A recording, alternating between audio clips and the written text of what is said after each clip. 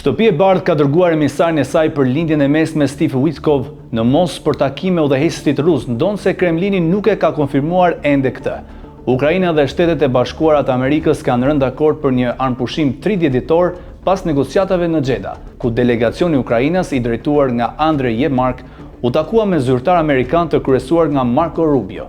Presidenti i Ukrainës Volodymyr Zelensky ka shprehur pritshmërinë për masa të forta kundër Rusisë nëse Moska nuk e pranon këtë marrëveshje. Ndërkohë Kremlini është skeptik dhe pret detaje nga SBA për bisedime. Zëdhënësi Dmitri Peskov ka deklaruar se Vladimir Putin duhet të informohet për të vendosur mbi pranimin e armpushimit. Nga ana tjetër, SBA dhe aleatët evropian po shqyrtojnë mundësinë e një krijimi të një force paqëruese në Ukrainë, por Moska e ka kundërshtuar me forcë këtë ide. Ministri i jashtëm rus Sergej Lavrov ka theksuar se Rusia nuk do të pranojë trupa paqëruese perëndimore.